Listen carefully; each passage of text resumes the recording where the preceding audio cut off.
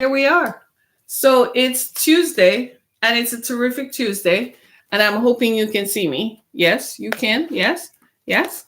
Let's see. There you go. You can see me. How is that? How does that look? I'm wearing pink because it's Tuesday. Does that go together? Like I was at whatever that was. Whatever that was, would you believe I have had the issue this morning of logging into Facebook? So, as you know, I am on multiple platforms. So, if at any time you find that you can't get to me, or you find that streaming on Facebook is prohibitive, or even on Twitter or Periscope, YouTube, I'm always on YouTube, youtube.com/Harriet Kamak. Stream from there because Facebook, I, this is my MacBook. I'm just going to show you. This is my MacBook, right? I'm still trying to go live on Facebook from my Mac. And this happens frequently because for whatever reason, Facebook's system has glitches. Not on, and at first I thought it was because I was using regular PCs. So I popped out my Mac and we still have issues, right? So if for whatever reason it starts glitching, Facebook is the only platform that glitches. YouTube does not glitch. Why? Because YouTube is YouTube, right? So you know what? Somebody just suggested something. I'm gonna go live on my phone from Facebook. The problem with this is that Facebook tends, if the phone rings, to heck with that call. And for whatever reason, I am getting a lot of robocalls. Anybody else getting robocalls? You know, these scammers where they call you and you listen, and then somebody, it's always from a phone, a local number, right? Because they recognize that you're not going to answer calls from Wisconsin or whatever, or overseas, because you're like, what? But so they call you from a local number and you're like, that must be someone who, who's trying to reach me. And then you try to answer it and there's no one there. Bully to them. Just sucks to be me, right? With these scam calls that I don't know if they're trying to gain, if there is it's like a phishing thing where they just by answering the phone, they literally have access to the apps in your phone so they can obtain your identity and your banking information. I'm beginning to think it is. So if you see calls from a number you don't recognize, don't call them back. If they really need you, they'll call you back. Or if it's someone calling from another cell phone and they really need you, they will text you. Because I don't know what this is. This country has gone crazy. The government, the current administration has given so much power to these people. Like now, your creditors can access you on Facebook and send you a direct message.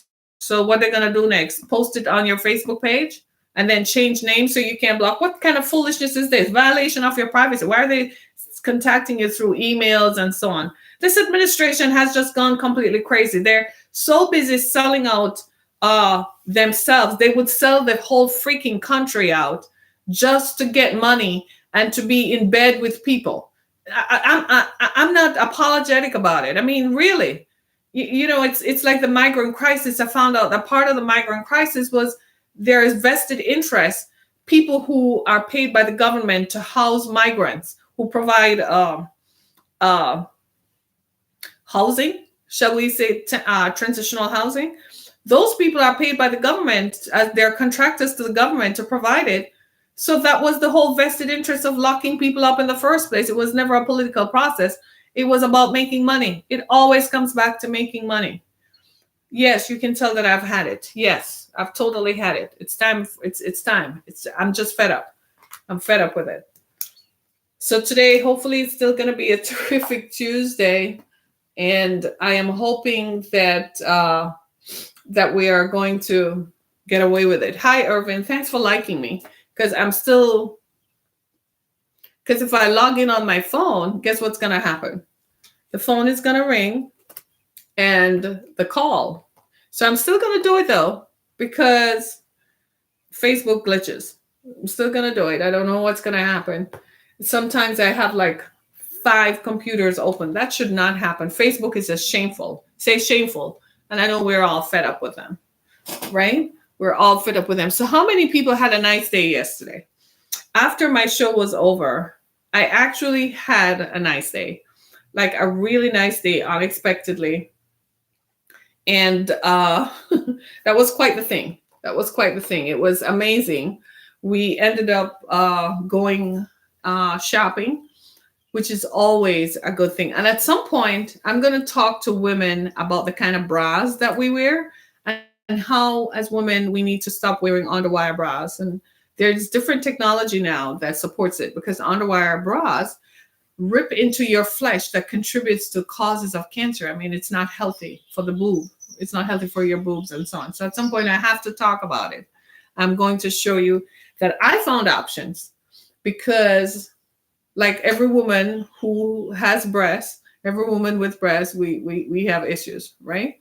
So at some point, we're going to talk about it. So yesterday we talked extensively about unpacking it, unpack your it, whatever your it is, whether it's um, whatever it is, the dysfunction, whatever it was. So today we're going to talk about unpacking your guilt. And I'm doing it from the perspective of relationships, because what I have found is that we are all, at some point, we have all kind of, uh, uh, we've all kind of, as soon as you get on these things, you see something, right? We've all kind of suffered from something, right? And I wanted to talk about unpacking your it, because I feel like we need to talk about that. So many of us suffer from guilt, and I think we need to talk about what that is, right? Right? We all have guilt somewhere, right? We all have guilt from something, right? And we need to talk about what the ramifications are of that, right? So we need to go there. And I'm like everybody else. We all have issues. So we all have issues. We all have issues, right? We all have issues. None of us are perfect. Nobody is perfect, right? We all have been there. We all have stuff that we need to talk about. We all have stuff that we've done that we're not proud of. And so we have to talk about our it, right? And what I have found is that we often have allowed things that happen to us, oh Lord, that we should not have allowed to affect us, but there it is anyhow. And we have all not made decisions that are good for us either. We've all been there, right? So we're going to talk about it. Uh, and so we need to uh, to talk about it, right? And it's quite the thing. It's quite the thing. It's quite the thing. So allow me to do this, and to once this is done, we're done. And so it came to me because I'm one of those persons who has experienced grave dysfunction. Yeah. It's safe to say that I have um, been a part of life, right? I have gone through and have experienced some things that we probably would make some of us flutter. It gave me pause, because I'm human. And there are some human beings who have had some significant issues done to them, for which that has made them pause, right? And it's amazing to me how a lot of what we experience in life has landed on us in a different way, and has given us guilt. Um, we have managed to, things have happened to us. Yesterday, I talked about someone else's story about a man who, at 4 years old, his father made him eat bread and drink water from his mother's vagina. 4-year-old male child with his mother. We don't need to ask what was going on in the room. We all know, as adults know, that something was happening with that child in the room, right? The adults were having sex with that child, right? And it took him 30 years to confront that, right? It was over 30 years for him to revisit that place. And part of why he could have revisited that place was because of guilt, right? And when the time came for him to unpack the guilt was when he could confront that his parents had done something terrible to him. And that is just someone else's story. But what about the story where you might have done something you're not proud of, whatever that is, right? But again, we're talking about relationships, whether those relationships are defined as intimate or familial, right?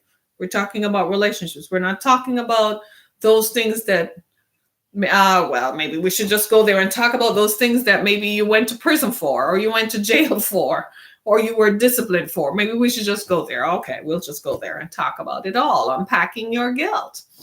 And what I have found is that for many of us, the journey to self-acceptance is rigged. If we allow the process of life to take us over, then the process of life is going to help us to arrive there, right? The process of life is, someone once said, life is a beach. Life will hit you where the good Lord creased you, right?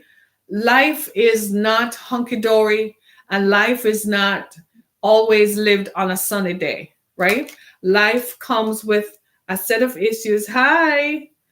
No, Michelle, you should ask, where have you been? I have been here at 10 o'clock, Monday through Friday. Where have you been? So life comes with its own set of issues. Can I just be honest with you? They sold us a bag of goods when they told us that life was a fairy tale, and that, or somebody was going to ride into our lives to our emotional rescue on a white horse. That was a bag of goods. And when they told men that every woman was going to be a princess, that was also a bag of goods. Your princess often comes looking not like how fairy tales tell us. That's why they created fairy tales. They created fairy tales as a subliminal messaging and conditioning of people's minds from you're a child, when you're most, when you're most vulnerable, so that you think that, so you begin to think, you're all looking at me and laughing because you're like, who doesn't believe in a good fairy tale? Well, yeah, that's the whole point. But you grow up thinking that life is a fairy tale. And don't get me wrong, there might be people who seem to have it. Notice I said seem, because we know by now, that life is never smooth. So it doesn't matter that the people who live in a castle, whatever that castle might be, because it is relatable, right? It's relative, right? Relative, right? So a castle for you, for someone, might be a 4-bedroom house because you grew up in an apartment, or you grew up in a 1-bedroom cabin or trailer park. So someone living in a 4-bedroom house with 3 bathrooms or 2.5 bathrooms with attached garage might look like a castle. For someone else, a castle might be a 10-bedroom house. And for me, a castle is a castle. It just has the turrets and the stuff on it. That's a real castle with guards and the thing of the big wall around it. To me, that's a real castle. Everything else is just a house, right? So the fairy tales tell us that if you are good all the time, then you are going to make it. Remember the fairy tale about the American dream? That's a fairy tale, right? It tells you that if you work hard, you're all laughing. You are all laughing at me this morning because the fairy tale of the American dream is what? It's a fairy tale. It tells us that if you work hard and go to school, that you will be successful. And you're all like, no, define success. That's not true. That's not true. So that was another fairy tale that we disproved, right? The fairy tale that if you stay a virgin until you're married, your husband is going to stay with you. That's not true either. You could look like Beyonce. If he's going to cheat and leave you if he chooses to, right? Yesterday we were at the store and we were talking, me and my daughters, we were talking, I don't know, somebody, we were in Victoria's Secret, and people were buying what Victoria's Secret sells, lingerie. And it was after a while we started looking around and found that typically there are a lot of younger women in there, but there were mostly older women in there buying up lingerie and stuff like crazy.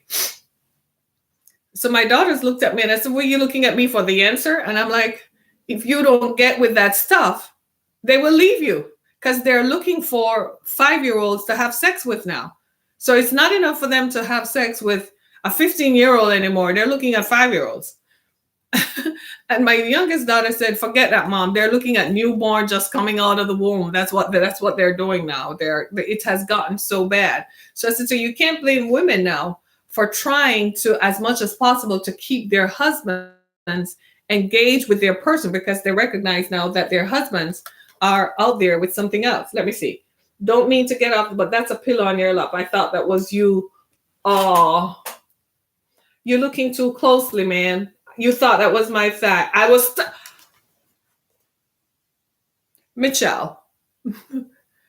You just said that so you can laugh. You just want to laugh. This dude, did you hear what he said? He said he just realized that this is a pillow on my lap. For a minute there, he thought it was my thigh. My thigh is gray. What are you trying to say? I missed the point. Help me. Help me. This is what happens when you open up yourself to people. You see what happens? This, Michelle, you really, really need some help this morning. You need help. My friend, you need help. To think the pillow was my thigh. My thigh is way over here. It's over here, attached to my body. This is my body. So my thigh is over here. Oh, man. Y'all don't look at me. I feel self-conscious and I'm body conscious because I'm a woman. Yeah. And people sometimes look, they pick off your body parts, right? And what happened is I haven't worked out in 2 months. So I look like I'm out of shape. You thought I was gaining weight. Jesus. Okay. This is me all day, Michelle. Just so you know. Let me stand up and show you. This is me. You thought I was gaining weight, that the pillow in my lap. So I thought I would just show you. I still look like a normal person. Are you happy now? So maybe I should start posting some full body pics. Part of the reason why I don't do that is because why? I don't do full body pictures because women get picked on. We get picked on for our bodies and how our bodies look. You got to remember that I'm a preacher sometimes. So at the back of my mind, I'm always thinking what is appropriate. Secondly, I'm a mother to 2 daughters. So I'm thinking, if my daughters were to see this picture, would they be proud of me? Then I'm not just mother to my own children. What about my daughter's friends? Right? Is this going to be appropriate for them as well? Then I have to think of my nieces and my nephews and cousins and all that who are out there. Are they going to feel that I did something appropriate, right? Let me see. Thanks. Yes, I was just concerned, but you look wonderful. Michelle, you just wanted to see me standing up. So from now on, thank you. I will post more pictures, full body. So you see I'm an actual normal person. Just have some issues around my tum-tum because I didn't work out for 2 months. I couldn't, I was exhausted and my back hurt. And so I didn't work out for 2 months. And the end result is that my muscle, I don't look the best for me. That's me. My standard is here. So I'm not competing or comparing myself to anyone else. I don't just look the best. It's not the best for me. But I'm back. I'm working out again, doing my on-the-spot jogging and doing my stretches. So maybe in another 2 months or so, I should be back to normal, right? Let me hasten to reassure you so you don't think me crossing my legs and then I put a pillow here when I cross my legs so that just in case my skirt rides up, my dress rides up, you don't see anything inappropriate. Good Lord. Do you see what I'm saying about a woman? How, anyway. So I was relating to the story about while we were at the store, how we noticed that older women were buying more lingerie, even more so than younger women were. Younger women, as usual, you expect to be in Victoria's Secret, but it was noticeable to us. And so when my daughter remarked on it, I said, "Oh my God." So the fright for me was that you are now internalizing that that's where the society has gone to. So I said, well, I guess in one way we should be happy that women are waking up to see that we all have a vested interest in maintaining our bodies and maintaining ourselves, no matter how long you've been in a relationship or how long you've been married, that you still have a responsibility to doing it for yourself. But I think we are also looking at it from the perspective of, whoa, the society is crazy, right? The society is crazy, right? So, uh, so what we're doing now is that we are looking at, well, how do we do this? How do we matriculate? So, let me get back on subject. We're talking about unpacking your guilt. So, I didn't have a problem with it. I mean, glory be to God. I mean, you have the victory, right? You have the victory. Do what works for you. If going to buy lingerie is going to keep your marriage, then by all means do that. Absolutely, right? Do it because it's good for you. If being married is good for you, then do it, right? Right? Right. So you were saying it's Pilates, great grandmothers are looking good. Yeah. You have to do, and it's healthy. It's healthy for you. It's healthy for you. The remarkable thing is I didn't gain weight. I just stopped working out. And I guess it's a message for me. So there's a lesson learned in there for me. I can't stop working out ever, right? I have to continue. I'm incredibly flexible. So I can bend and twist and bend and twist. I've been incredible for over 20 something years of doing yoga. I'm incredible flexible. So, and I like that because what does it do? It reduces inflammation in your joints. It reduces all kinds of pains and aches associated with growing older, because what I have found is that people just stop moving. Recently, they had a show on TV and they were showing people in a nursing home being given simple exercises to move their arms. And I just literally, I sat there and I said to myself, is this what happens? You get old, so you just sit down before the TV. It starts when you're 30s. And this is you sit down before the TV with your remote and your hand on the beer or the chips or the pop and the remote. And you don't bring the arms up ever. You don't ever stretch them out like that. And so you lose muscle control, right? Not good, not good. Everybody needs to go work out. I don't care what you look like, color your hair, whatever you need to do. Everyone, I feel, needs to do something to improve yourself. Part of improving yourself, obviously, is having conversations like these about guilt. You have to start with a conversation about yourself. I have found that all of us walk around with some level of guilt. We all walk around with feeling some type of way about a situation we haven't handled properly. Maybe it was a friendship that we allowed to go away because we didn't dispose of it in the right way, that left the other person feeling good about how the relationship was severed. Maybe it's an intimate relationship that we did not treat with the respect that it deserves. I think in a lot of ways, we, in this world where sex has become a commodity and currency, we have forgotten what it is like to be part of an intimate relationship. We have allowed intimacy to be clouded by money. We have allowed intimacy to be clouded by non-committance. And so what happens is we view persons whom we align ourselves with intimately as if there is no reason why we should have any sort of respect towards them or any sort of feeling towards them. We associate feeling towards them with other things, when in fact we should respect the person for having been with us intimately. Look at it this way. If you gave your body and shared yourself with someone else, so you not respecting the person is kind of not respecting the choice that you made to be with that person in the first place. And until we adjust our thinking to that, we're forever going to have these hookups. That's what the young people call them today, hookups, where you go in a bar, you get horny, you get hot, and you have sex with someone you just saw 2 hours ago. That's never a good thing.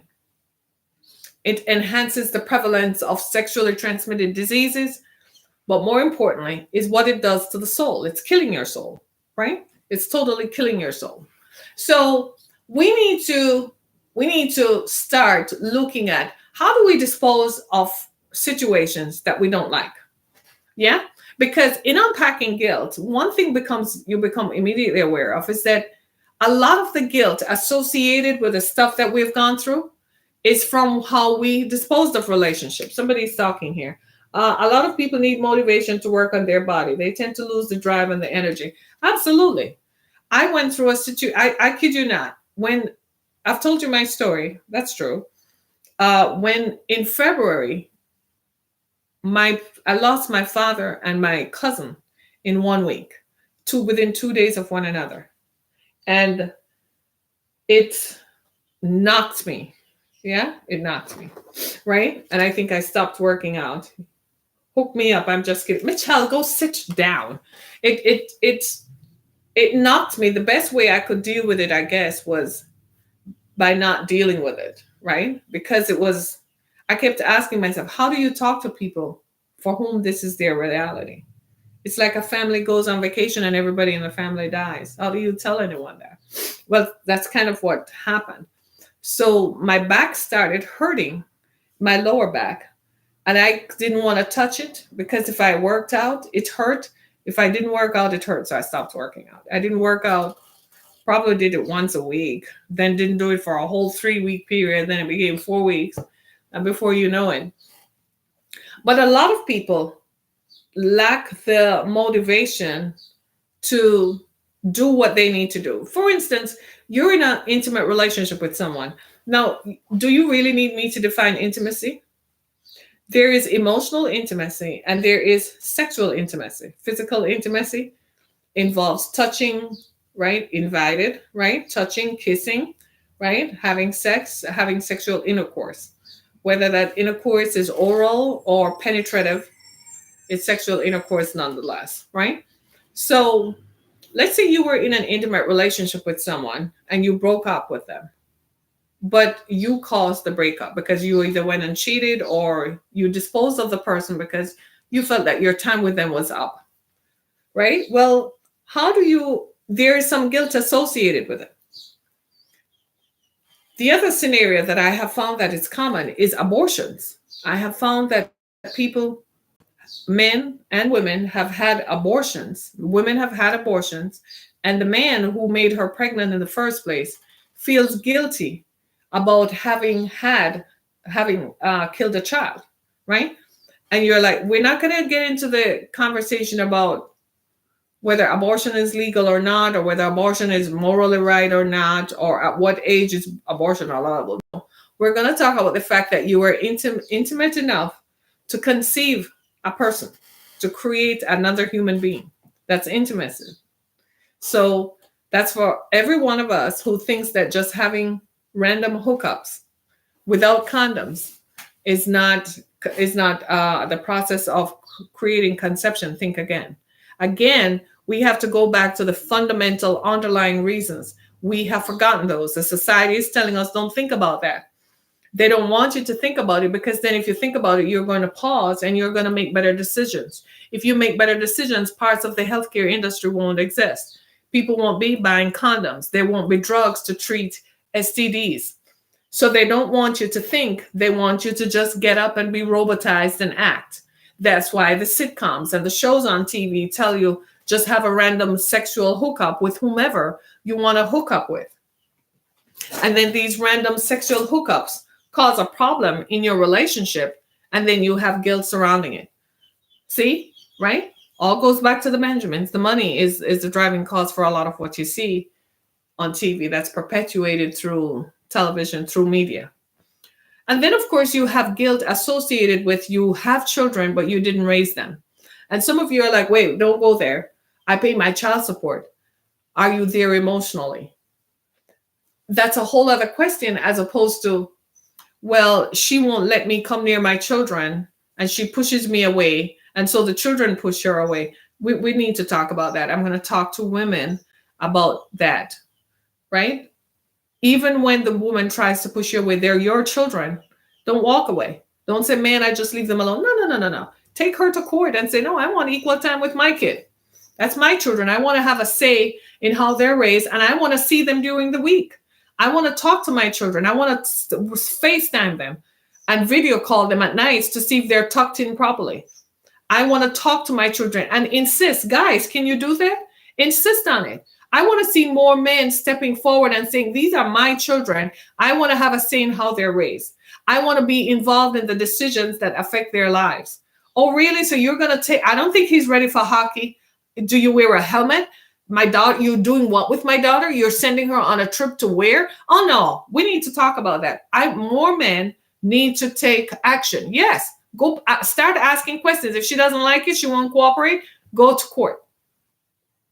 Take her to court and tell the judge, I want more time with my child. I want to be involved in the decisions. No, 2 days a week is not good enough for me. So you see the child every weekend and then only 2 days. There's 7 days in a week, Your Honor. Why am I only seeing my child for 2 days out of it? My child needs me. They need to know I'm there. I want to see my child 5 days out of the week. Heck, I want to see my child 7 days. So you drop the child off at school, I'll pick him up. Or I will drop him off some mornings and you pick him up. But at the end of the day, I want to talk to my kid. Right? Unpack your guilt, right? Some of you have guilt associated with your own selves. You didn't push yourself enough. You got pregnant too early, or you got a girl pregnant too early. You had to drop out of school and you didn't finish what you were supposed to do. Unpack that guilt as well. The child suffers. Yes, that's what we just talked about. My viewer is saying that we have a lot of men who want to be good parents, but the relationship with the mother, they do not. And I am saying push for it. Your child, you created that. Push for it. You want to be part of your child's life? Push for it. Push for it. Insist on it. And if they give you a problem, go back to court and tell the judge. You know what's going to happen? All of a sudden, the judge is going to say, okay, well, this needs to be leveled. Go back to court and say, no, I want more time with my child. I want to take my child to basketball. I want to take my child for ice cream. Your Honor, I get off work on Thursday at 5 o'clock, and I really want to see my daughter. I really want to see my son. Can I just see them? And if she starts saying, well, it's disruptive to be this, how is it disruptive and I am the parent? And if she says, well, when we were married, you didn't do it. Well, that's why I have changed.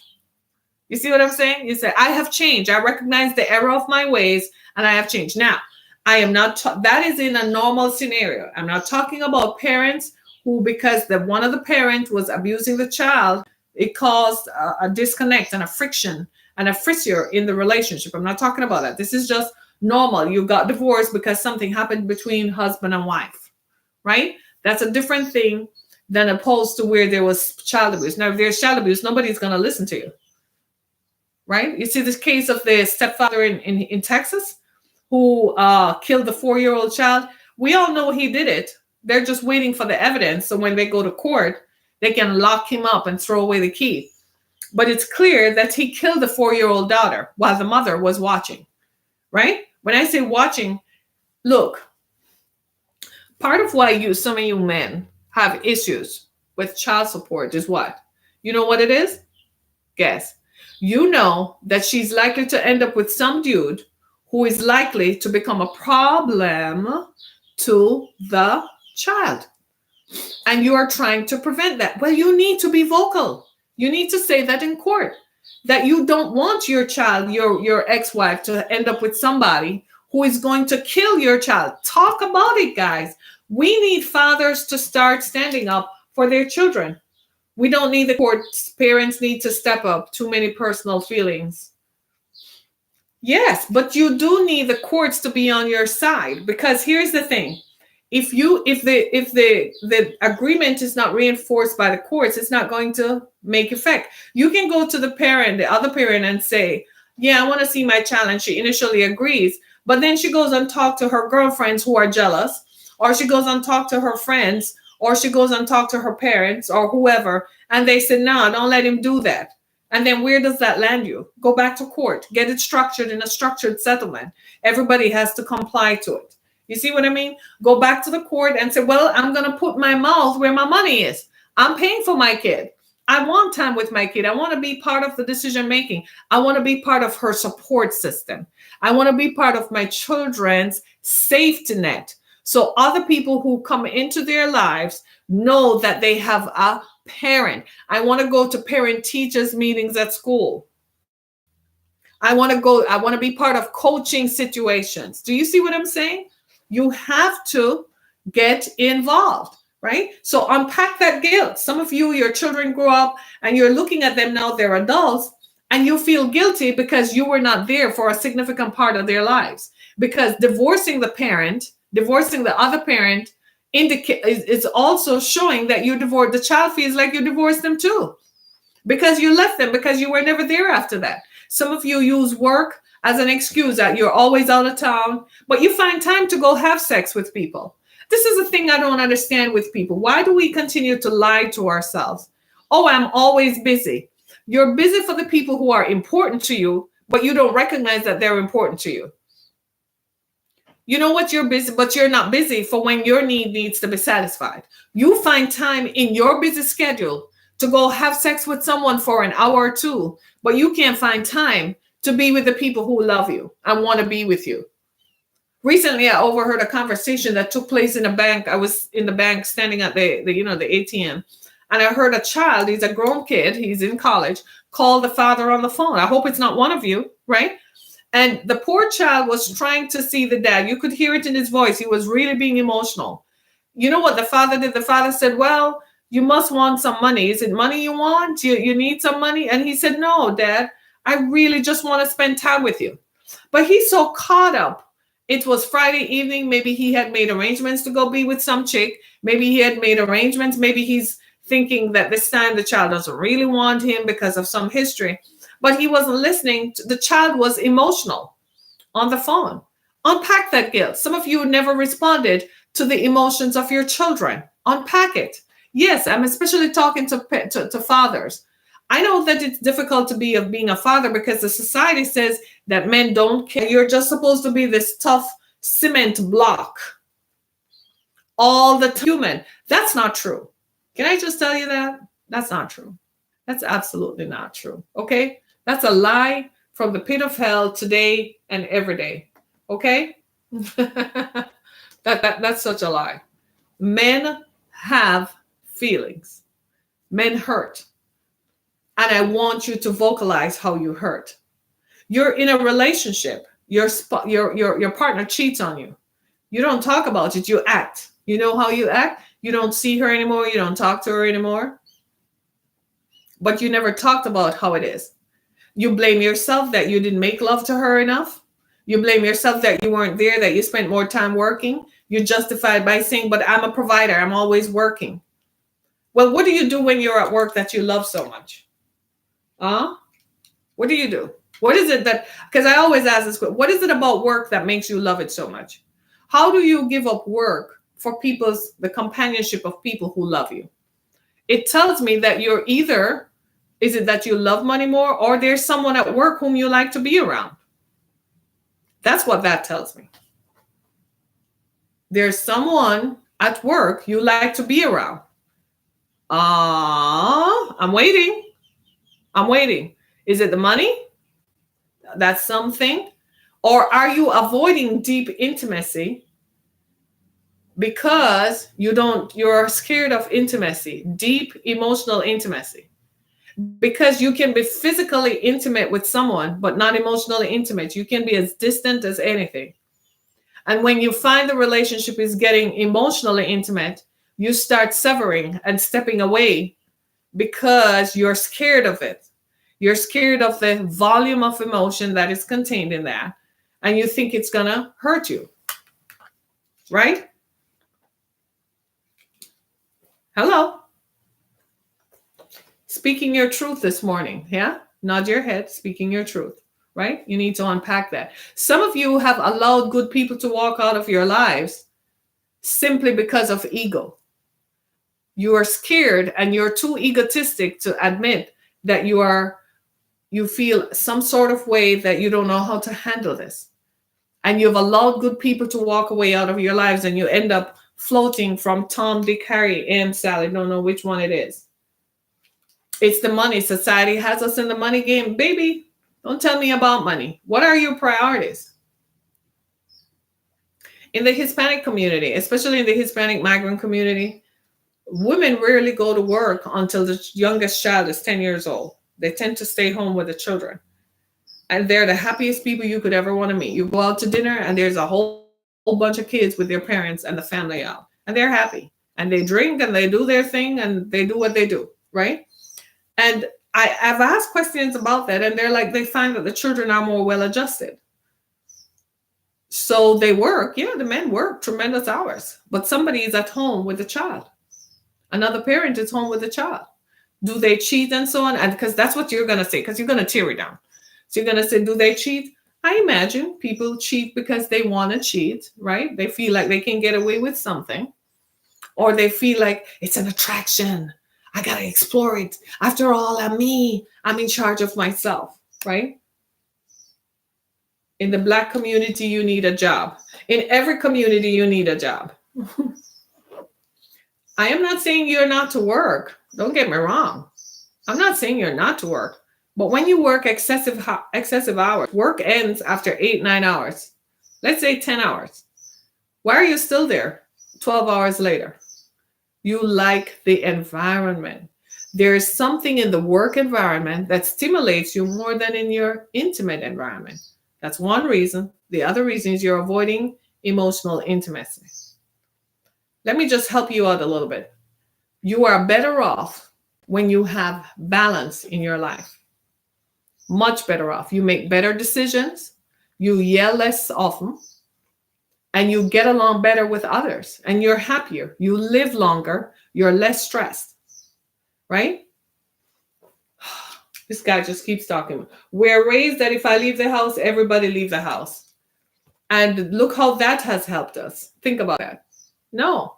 We used to be raised with the idea that the man goes to work and the woman stays home. That was 60 years ago. Then the society changed and we all needed to go out to work. But somebody needs to get home to be with the kids. That's my thing. Someone needs to be home by the time the kids are home. And then to maintain the intimacy of your relationship, you need to come home. Right? Unpack your guilt. Some of you have guilt because you spend too much money. You spend the family's money. You gamble the family's money in online gambling. You gamble the family's money and the family's savings by taking risky ventures. Some of you are too close to your male friends. Unpack the guilt, y'all. You spend way too much time around the homies. And so you start participating in their ventures. So you took the family's money and loaned it to a friend. Unpack your guilt.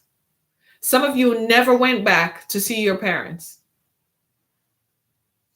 You never took care of your parents. Unpack your guilt. You feel as if you abandoned them. And could be rightly so, depending on what was the relationship. Right? Some of you have a child, the first child that you had when you were 16 or 17 and you ran away from the South, came to the North. Right? Whoa. How do we do that?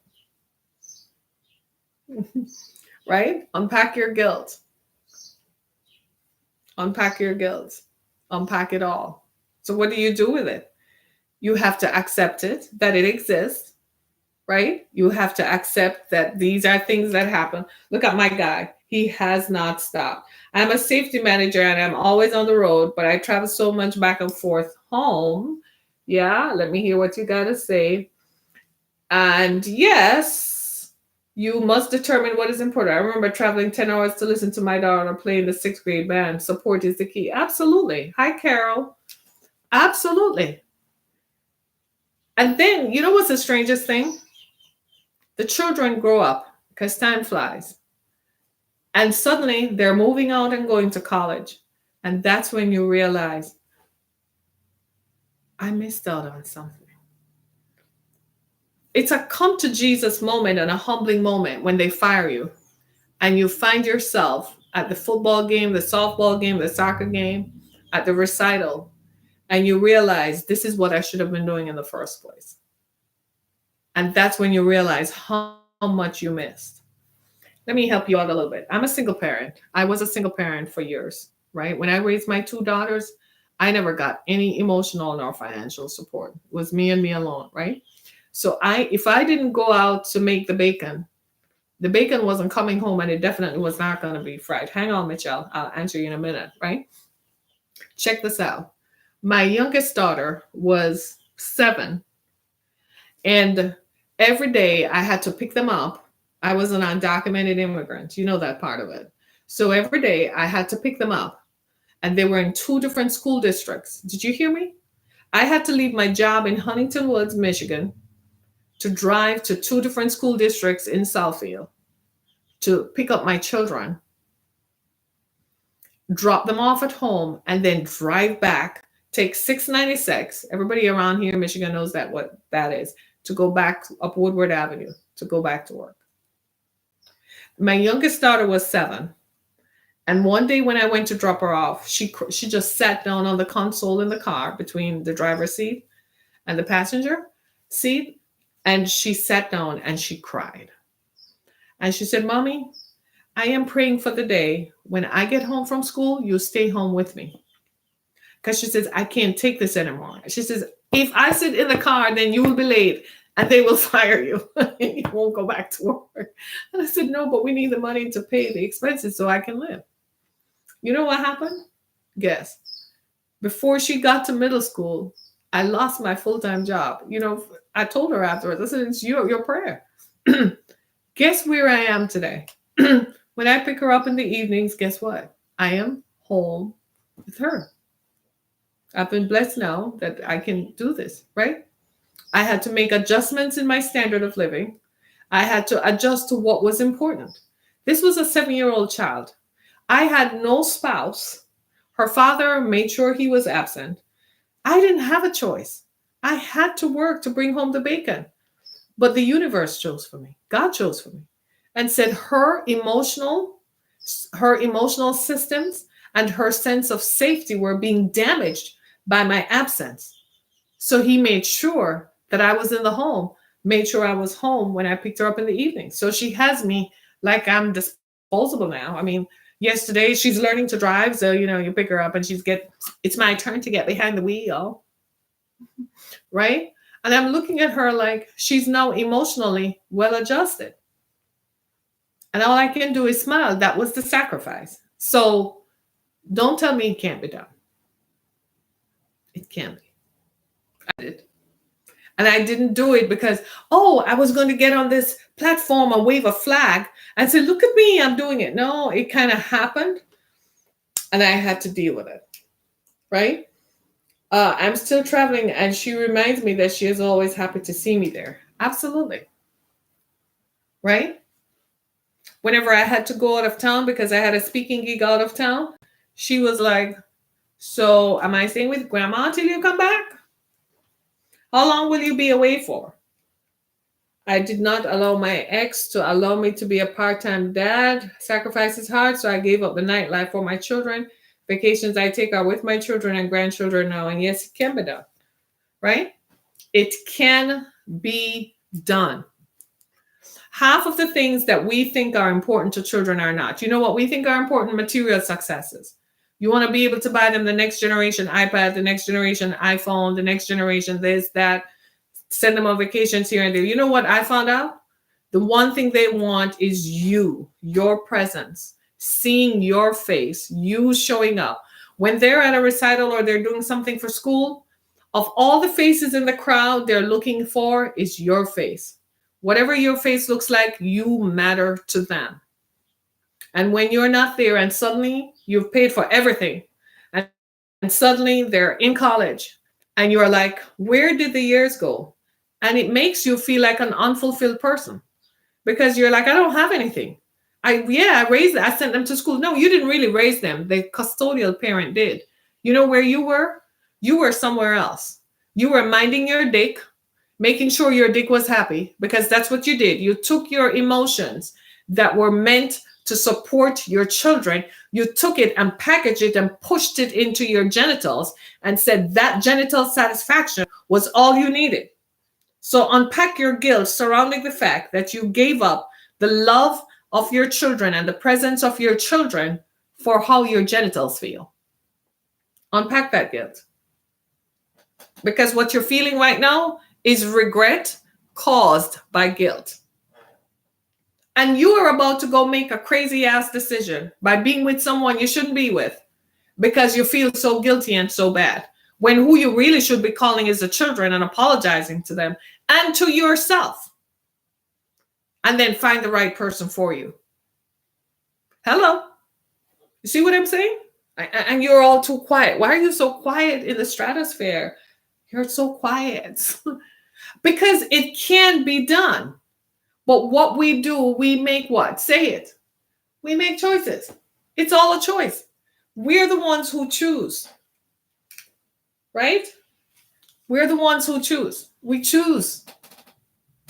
Ladies and gentlemen, we are selfish and self-centered. Right? There's no power in the penis. Well, there's no love in the penis either. The penis is just an instrument. It's is the man behind the penis. Right? We are self-centered and we make decisions based on self. We make decisions based on our egos and we make decisions based on how we feel emotionally and sexually and how it's going to make us feel, perceptions. And we hurt the people we claim to love the most. Many of you are fathers. If I were to ask you and scroll you right now, Father's Day is coming up in a few weeks. And I will talk about mothers. Don't worry. You know I go there, right? But many of you who are fathers, you will immediately tell me that, right? Many of you are going to tell me that you love your children. And you do. But do they know that? You know how they know it? Your gift of time. Your presence is how they know you value them. If all you do is write a check, pay a bill, then you become what? Disposable to them. That's all that you ever listen to your kids? That's all dad is good for. That's all mom is good for. And some mothers do it. I have a young lady right now who I am coaching, and that's what I do. And her mother doesn't talk to her, doesn't give her the gift of time, of her presence. But she puts her on her insurance and pays the bills. That's what her mother does. Right? Yes, it happens. Oh, your penis is power. Look at all the people on the earth. That's not power, baby. Thank you, Michelle, for loving my show. That's not power. We have the wrong concept of power. The power is not in the penis. You ever heard the saying, he who rocks the cradle rules the world? That's the power. The power is not in the penis because your penis goes up and it goes down. No. The part of the problem is that we make decisions based on the penis. And look where that has gotten us. No, the power is not in the penis. If there's power in any genital parts, it's in a woman's genitals. Because that's what brings empires now. Harvey Weinstein, anyone? You think it was his penis that brought him down? No, it was all the female genital parts that he got into. That's what brought him down. The power is not in the penis. Right? So the point I'm making is that we have this guilt. I don't know. I'm feeling this right here. I'm feeling this right here. The power is the guilt is what the guilt surrounding the fact that you didn't spend time with your parents, your children. And this is even true for women, right? We get so caught up in performance and in being the best and improving how much we have to excel at stuff that we're never there. Like I told you, I'm a single parent. I was a single parent for so many years. And even now with my two daughters, one is grown. If I have to, I still find myself conflicted in making a choice of which one am I going to do because I'm the only parent. That has to be in both places at the same time. The woman has superpowers. Yeah, let me text my children and say I love you. How about that? How about FaceTiming them? How about calling your children at night? Your children are away at college. Do you call them at night? Do you text your children and tell them if you are walking by yourself or when you are driving by yourself? Do you tell your children to call you so they feel a sense of safety and connection to someone whom they matter to? Do you do that? Unpack your guilt, because you know you are not doing your absolute best at being the best parent. We're not talking about winning a medal for parenting. We're talking about being the best parent for your child. Your child's needs are different from my child's needs. And that child's needs is different from this child's needs. Being the best parent. You know, some of the best parenting I've seen are people who have special needs children. You know why? Everybody else has abandoned their children and they don't. Now, whether they're abusing them at home, I don't know. But from what I have seen in public, people who have children with special needs, those people stay with their children. You can see it in their faces, the weariness. When I see them, I smile. The weariness in their faces. Like this, I'm tired, I'm overwhelmed, I'm overwrought. And the rest of us are just walking through this like we didn't just give birth to children. We didn't just have some people who call us mother or father and we're emotionally responsible to them. Unpack your guilt. You make sure your adult children are safe. Absolutely. Call them and check on them.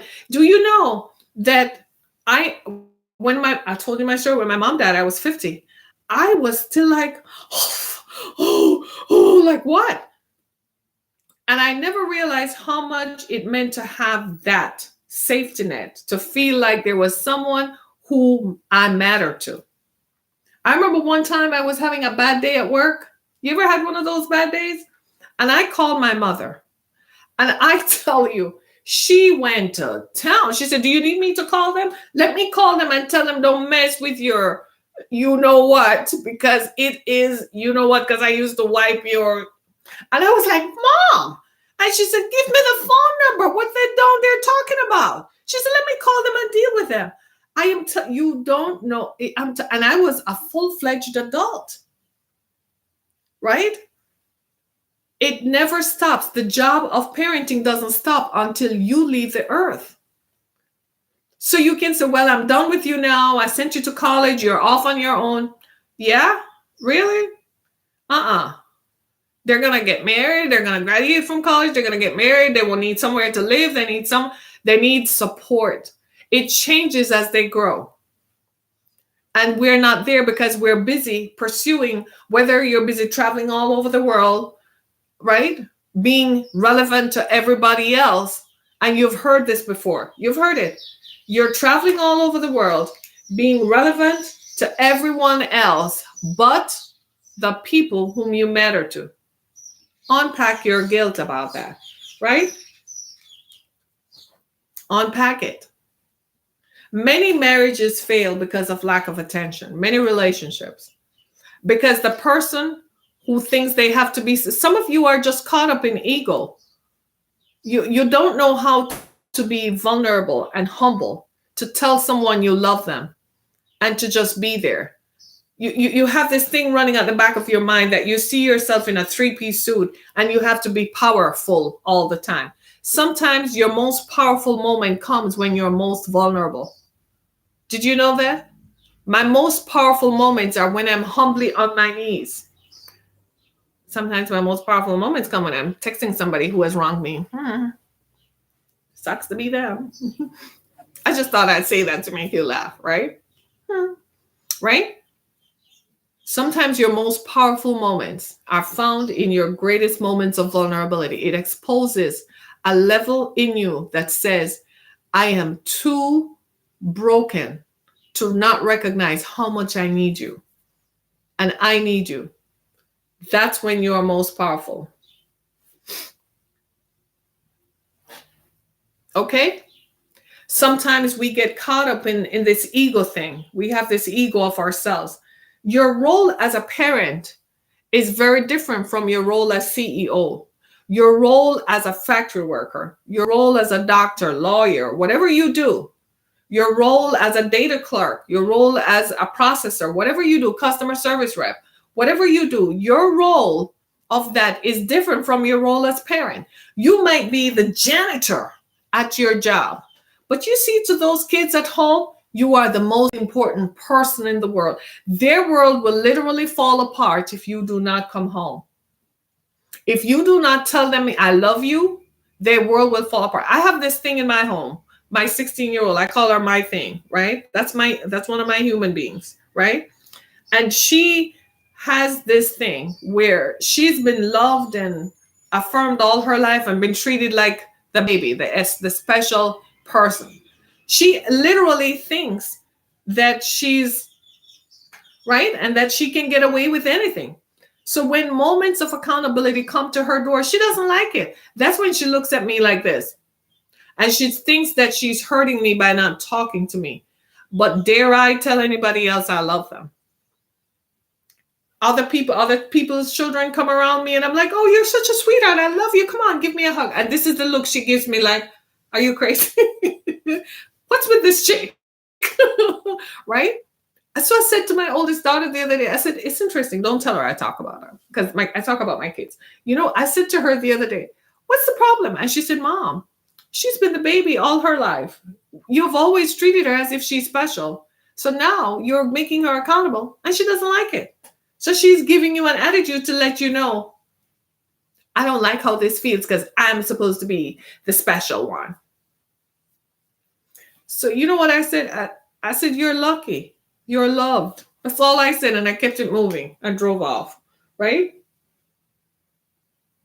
Right? The job of a parent, Tony Turner says the job of a parent is never over. Now, unpack the guilt, man. So many of us have left our family or our children behind. Yeah, we have. We thought that giving them everything material was it. The one thing they wanted was you. You know what they're going to do with you? They're going to pack you off to a nursing home because you were never there for them. They don't have that emotional connection to you. They might feel some sort of sorry for you, but it's not going to be fundamental where they're going to make a life-changing decision that will affect their lives for you because you never did one for them. And we don't think about that while we're raising children. You know what we think about? Keep it moving and doing what is good for us. I've heard parents tell their children they just kept it moving when the going got tough. They left the woman and left the child emotionally because the going got tough and they kept it moving. And I'm like, are you kidding me? Wait until it's your turn and you turn 65 and you get a diagnosis. And nowadays, it's not even waiting for you to turn 65. Those diagnoses are coming faster than a NASA rocket, right? And you find yourself in need of love and support, and there is nobody around you. Are you going to forgive yourself then? There's a guy on my Facebook page for whom that is his reality right now. He was player number one. Always playing, would not get close to this because he has to be seen as the bachelor around town. And now cancer hit his ass. And now all of a sudden he's giving praise to the Most High God and he's doing all kinds of stuff. No, he had to move in with his mother to help him. When he could have put himself in a relationship and stayed and supported the children and the woman in the relationship and all the women who came after. I'm too good. Some of you men think you are too good to stay with one woman. You think you are so good, you have to spread yourself out. Am I telling the truth or not? Tell me. You think you are so good. You're so good at flashing it. You're so good at doing it. You have to spread yourself out to as many women as possible because they need you. They need you. No, you need the power that you feel when you put your penis in someone's vagina and you like having multiple vaginas to deal with. That's your problem. So you feel good about it. And then one day your penis either can't stand up or you go to the doctor and he says, well, this penis ain't going to stand up for a while because you got this, you got that, you got this, you got that. Too late for you to come and find someone now because you're wasted. Unpack your guilt. So you're sitting there with sex, with disease, eating away at your body, and you are miserable. What you going to do with yourself? What you say to yourself? Unpack the guilt that you feel. Okay, you ain't going to move forward. You might just find a miracle that will make you recover. But you have to unpack the guilt. And the same is true for women who walk away from their marriages and walk away from their children. It works both ways. This is a double-edged sword. It's not confined to any one gender. It's for the person who leaves others behind. Okay? Walking away. I tell my children this. When the going gets tough and they feel like I'm being too tough, or when the going gets tough and I said, this is where I'm going to call it now, I'm not going to do this. I said, you got to remember something. I am the parent who stayed. You know what I'm doing? I'm making sure they understand in their minds. Don't just walk away from here thinking I'm a bad parent because I didn't satisfy your desire in this moment. Because in the big picture, I am the parent who never left. I am the one who stayed. When you do it right, you stay there and you tell them because they need to remember. Because children today, the messaging from the society is that we're all stupid. Parents don't know anything. Right? So you make sure they know, they remember that. So they don't come appropriating guilt and bad parenting to you when you're not guilty of it. Right? Unpack your guilt. Some of you have guilt about leaving a good job. It was a good job. And you left it because you were egotistic. You thought you could do better. And then all hell broke loose. Right? And now you don't have any means of support because you can't get back on that wheel. Some of you should have taken a promotion, but you didn't listen. You listened to the wrong people. You know, one of the worst situations I have come across, one of the most humbling moments I have encountered is someone who has been to jail. Not because they were actually there, but they were guilty by association. They shouldn't have been there. Right? And they didn't listen to their parents. And they went there. And then they became incarcerated and end up in jail. And you have to sit there. Listen to me very carefully. Unpack it. A lot of you men create with children because you don't recognize that they're, and I'm saying it to men because you talk about the power in the penis. Well, the power you have in your penis is to control where it goes and control whom it interacts with. A lot of you guys have allowed people you have children that you are not taking care of because you're incapable financially of taking care of them. And there is a law for unpaid child support. And it catches up with you. And you end up in jail. Not because you robbed a bank or you shot someone, but because you didn't take care of the people who eschewed from your loins. Oh, thank you. My children are blessed to have a mother like me. I don't think they think that every day. I tried. I really tried. I think I did it too. I think some days I think I didn't put as much in it as I should have. Some days I think that I gave too much of myself, and what do I have left? I've been asking that question for the last 2 years and nobody can answer me. Right? Was the goal creating good people, good human beings who grow up? Well, give me a medal for that. Sucks to be me, right? But at the end of the day, I think I was called to be a parent. I think that was part of what I had to do. So I guess I looked at it, if I'm going to do it, and I'm going to end up doing it alone, I'm going to try my mighty best to be the best that I could be with what I was given, right? So you end up with children you're not supporting, right?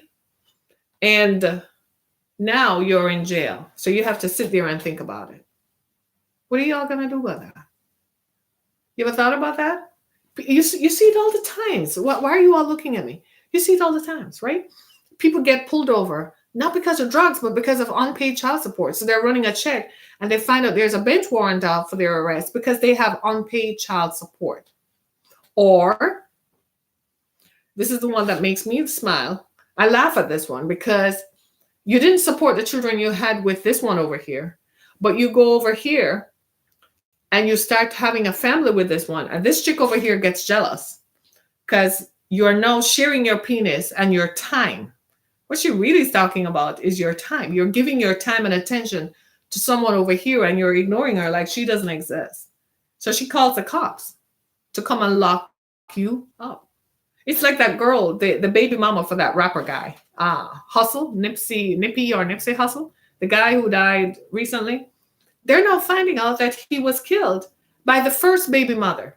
The first baby mother is jealous because the second baby mother is getting all the attention and all the accolades. So she felt like if she took him out of the picture, the current baby mother would not have him. You know who caused that problem? Who did? He did. Is she wrong for organizing it? Yeah, she should go to jail and spend the rest of her life behind bars because she killed someone. But you know what he didn't do? He caused that problem. You know who you mix it. You all know who you're mixing with. You all know the kinds of people you're mixing with, right? You all know the kinds of women you're interacting with, and you still do it anyhow. Stop. Years ago, my ex-husband had a friend, right? And this guy had two significant women in his life. And he introduced us to both of them. One of them felt more, we liked more than the other. So that one apparently was the one, that's the one whom he brought around us a lot more. The other one, we just met her. But the one whom he brought around us a lot, she never got pregnant. She said she was not getting involved in that dysfunction. Her parents would have killed her. But the other one had a child for her. And she was horrible. She would show up at his place of business. She would show up at places where he frequented, and she would throw a scene, and he would not leave her. So I asked him, I said, what's the deal? He didn't answer, but my ex-husband explained it to me. My ex-husband said he likes having sex with both of them. One does it that way better. The other one does it that way. And so he gets caught up and he can't. So one of the women chose. She left him. The one who worked with him and who helped him build his business, she left him. She said there was nothing there for him. The funny thing is, he didn't go to the one who had a child for her. He didn't. That was the funny part. Why? He can't explain it either. After when it was all said and done, it was all based on how his genitals felt. He felt happy with his genitals. That's why he couldn't make a choice. Some of you guys get off on a power trip about how your penis feels. And all this stuff. And then you grow, one day, you're 60, 65, sitting in a nursing home. Or you go to the doctor at 56 and 58, and you suddenly realize what life is really about. And you know who is having a laugh? The guy in the sky, God. And he's like, what are you looking at me for? You're asking me for mercy. Did I not tell you? Did I not tell you to find one and stick with her? Did I not tell you choose this one? Did I not tell you choose that one? Choose this one. Stick with one, therefore. Did I not tell you? And you're all like, God, have mercy on me. God, do this. God, where was God? Were you listening to God? When God told you to go pay attention, pick up the phone, call your kids. Spend some time with your children. Let me tell you something. You know how I knew this to be true? Talk about experiences. A few years ago, must have been about 5 or 6 years ago, some guy thought he could date me. Yeah. I like talking to people, but I wanted to do something with him. I wanted to do business with him, but I didn't realize that when he told me to meet him at a certain place at 6 o'clock, I didn't realize that he thought it was a date. I thought it was business because I didn't see it in any other context, but, right? And when I showed up there, he had just gotten separated from his wife. And it was like a Tuesday evening. And it was the Tuesday evening when the non-custodial, when one of the parents have the children. Everybody who was in that restaurant was sitting at the bar. They were all adults over 30. They were sitting at the bar and everybody was down in the dumps. They were all in their work clothes, so they're going to work tomorrow. But what I found out, 99% of them were not the parent who the child was with that night. And they were feeling it. You know what it was? Guilt. They were feeling guilty that they didn't stay in a relationship where the children would be in one home. Instead, the children were in different places.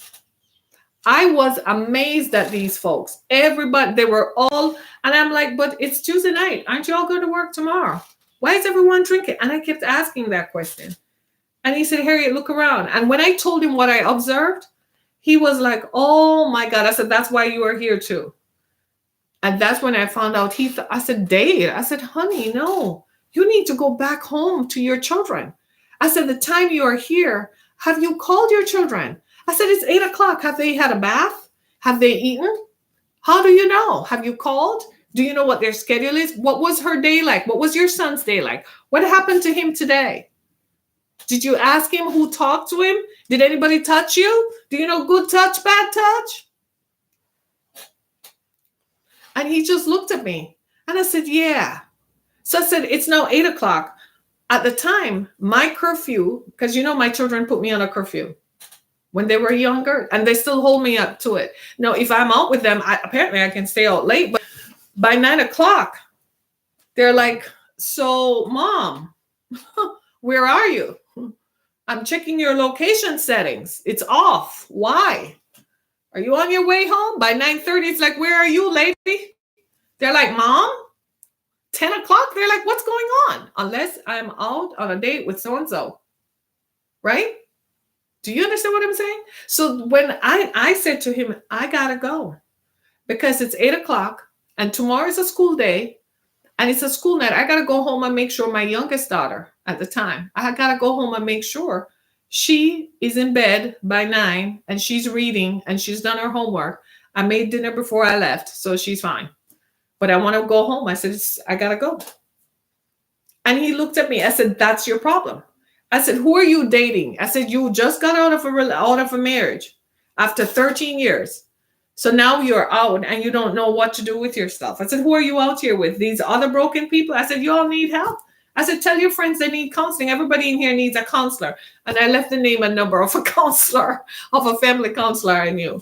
I said, tell your friends they all need to go get counseling. Because they were all all of a sudden, I asked one question. What are you all doing here? And 12 people sitting around the bar. And they're like, how it started was because they were all drinking and I wasn't. And they're like, why don't you drink? And I said, I just don't. I didn't elaborate. But then they said, really, why don't you drink? And I said, because I'm a preacher. I don't drink. And that opened up so do you have children? It opened up a whole other conversation. Suddenly 12 people were around the bar. They had to turn the music down so they could hear me talk. People were standing over my shoulder listening. And I'm like, you all need help. This was years ago. I went home that night. I did pray for people. I did. I went home and I said, Lord, help us to see the brokenness that we have in our relationships. Help us to heal one another. Help us to heal our children. Do you see what I'm saying? We all have issues. Say that. We all have issues. The reason that I can talk about these issues is because guess what? I lived it. I have issues. So I don't come and tell you about you. I am pointing, look at these fingers. They're coming back at me. I'm talking about myself. We all have issues. We all have situations that we need to unpack. We all have guilt. We have all made decisions that have impacted the lives of people we love. And I won't even talk about cheating in our intimate relationships, how cheating affects us, and the guilt, especially when the relationship is severed and everything is on the line. And you have to look at it that I caused my family to be broken up because I couldn't keep my panties up or I couldn't keep my pants zipped. Unpack it. There are too many people I've spoken to, too many of us who have this issue. Not every spouse is going to put up with cheating. Not every woman does. In the Black community, it would appear that Black women put up with cheating more because we have less available men to marry. So they will put up with a cheating spouse because even if they leave him, they're not going to find someone else to replace him. So other cultures, people would just be like, to heck with that. I'm not putting up. Most women do not want to put up with cheating because it hurts. Cheating is selfish and self-centered. We cheat because it satisfies us, the individual, and it hurts our partners, and it destroys our marriages and our relationships because the children suffer. The children pay the price because now their lives are interrupted because mommy couldn't keep her panties up and daddy couldn't keep his pants zipped. Yes, women cheat. And we allow ourselves, we tell ourselves there are all kinds of justifications. We have all reasons why we cheat. The reasons are multiplicious. The reasons are silly. But we justify them. I'm not getting satisfied. He's not making love to me like this. He doesn't hug me enough. He doesn't bring me flowers. He doesn't text me and tell me he loves me. Well, she don't bring it. Man, I'm listening to all you guys talk about what your woman does, and my woman doesn't do that. You justify it. What you're not accepting is that you chose to it. I say this all the time. A man comes to me and tells me he cheats, and I'm like, she unzipped your pants, took her penis out, and put it in her. And you just stood there while that happened. You see how ridiculous it looks? Same thing with a woman. Did he rape you?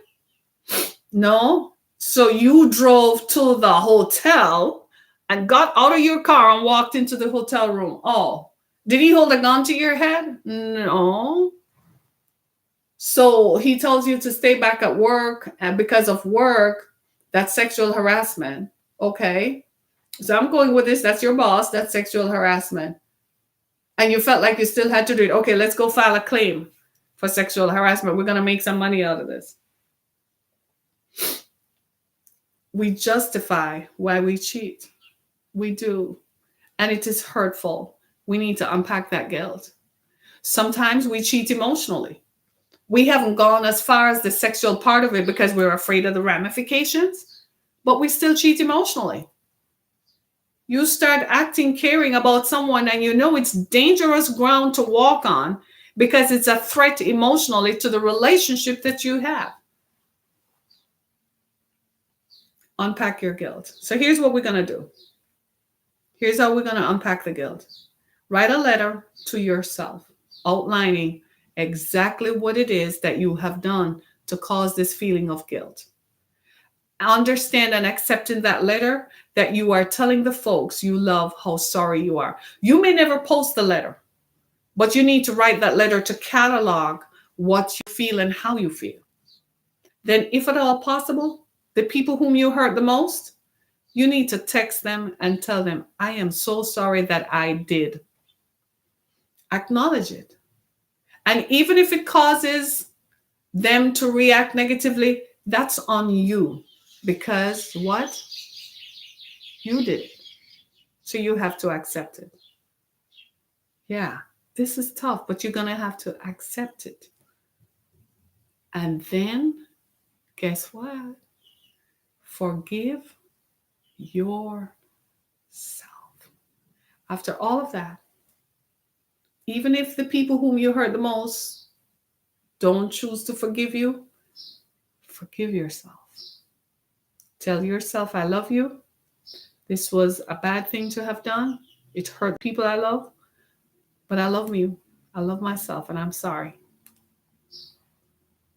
Okay? Unpack your guilt.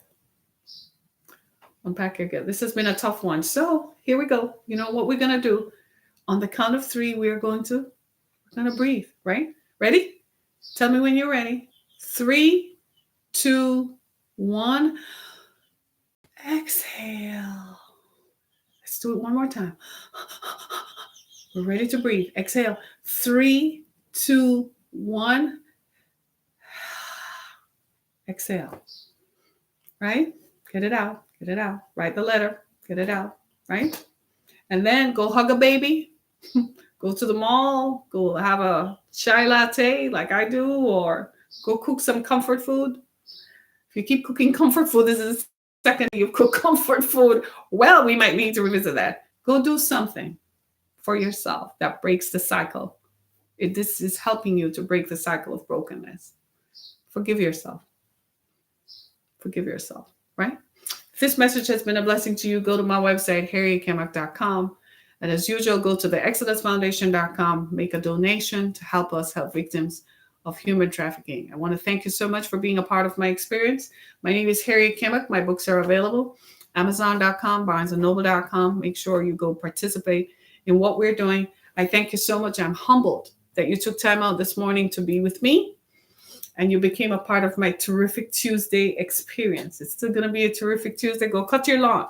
Hey, go mow your lawn, plant some flowers. Is it too early in Michigan? Yeah, I might have frost before Memorial Day. So, or pull the grill out. How about that? Pull the grill out, wash the grill off, start getting the grill ready. Go paint the deck. It's a good day today to do that. Go fix up the porch, whatever. Go to Home Depot, look at lawn furniture, whatever it takes.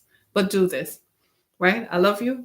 Be blessed, everybody. Thank you. I'm so grateful. I'm so very grateful that you took time out to be with me today. Thank you so much. Be blessed. See you tomorrow. Be blessed, everybody. Hey, we're still on over here, right? Facebook. You know how Facebook is. I'll see you tomorrow. Bye. Mm-hmm. Yeah.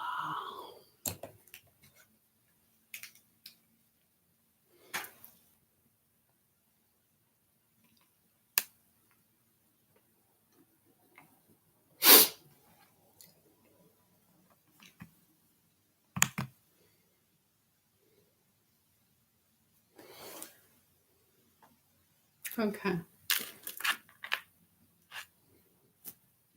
Well, thank you. Wow. Thank you.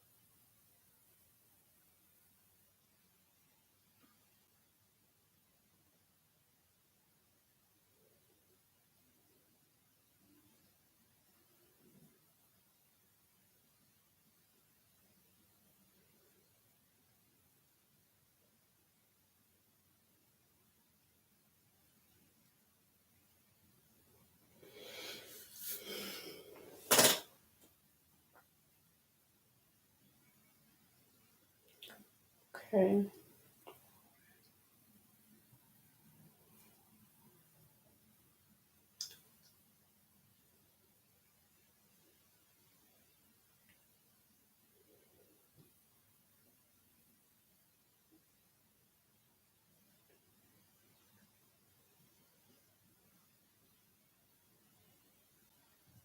Mm.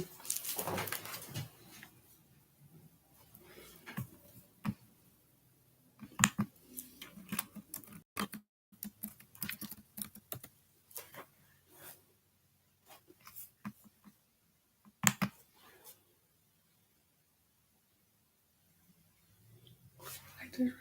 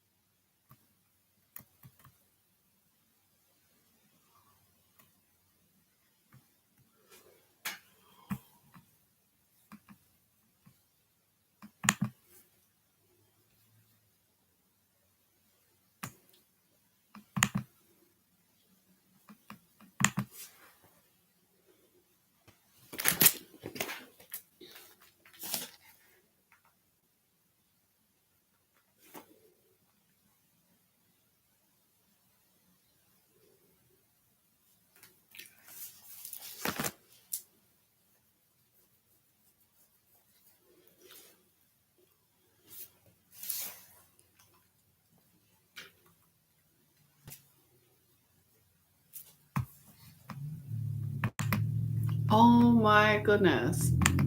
I forgot about this.